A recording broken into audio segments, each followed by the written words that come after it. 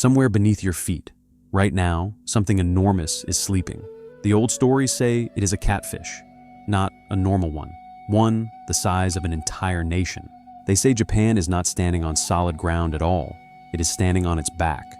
For over 1,000 years, when the earth split open and swallowed villages whole, when temples collapsed and rivers reversed their course, the people of Japan did not blame the tectonic plates. They did not know that word. They blamed a fish, a single, colossal, restless catfish, curled beneath the islands in the dark, wet earth, waiting for a moment of freedom. Its name was Namazu, and for 1,000 years, one god has been the only thing standing between that freedom and total catastrophe. His name was Takemikazuchi, a god of thunder, a god of war, and according to legend, the only being strong enough to pin down a monster the size of a country. The story goes that long ago, Namazu thrashed wherever it pleased. The ground had no peace. Villages built one season were rubbled the next. So the god descended into the earth itself, found the sleeping catfish coiled beneath the soil, and drove a massive stone straight through its head into the ground, anchoring it in place forever. That stone still exists. It has a name, kaname-ishi, the keystone, and it still sits, half buried, at Kashima Shrine in Japan to this very day. But here is where the story stops being comforting, because nobody knows how deep that stone actually goes. In the 1600s, a lord named Tokugawa Mitsukuni heard the legend and decided to test it. He ordered his men to dig,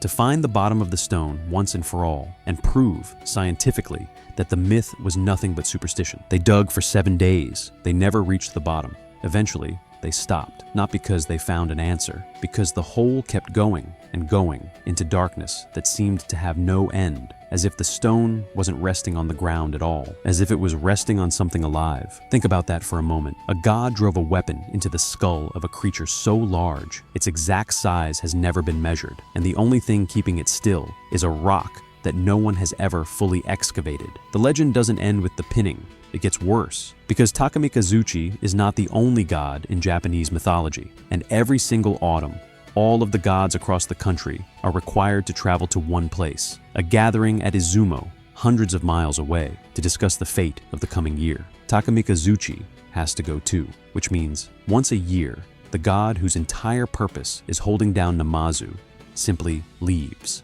In some versions of the story, he asks another god, Ebisu, to watch the stone while he's away. Ebisu agrees, but Ebisu falls asleep. And in 1855, during one of these very months, the ground beneath Edo, the city now known as Tokyo, tore itself apart. Buildings fell. Fires spread through the wreckage. Thousands of people did not survive the night. Afterward, something strange happened. Woodblock prints began appearing all over the city, hundreds of them, all showing the same creature. A massive, whiskered catfish, twisting beneath the wreckage of the Capitol, while a furious god tried to force the keystone back down onto its skull. The people of Edo didn't need to be told what had happened. They had felt it happen.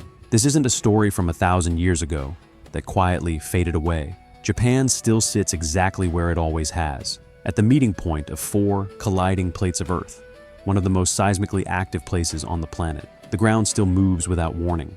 Cities still shake in the middle of the night for reasons no one can predict. Scientists will tell you it's tectonic pressure, fault lines, friction building for decades before it finally releases. But stand at Kashima Shrine today, and you will still find offerings left at the base of that half-buried stone.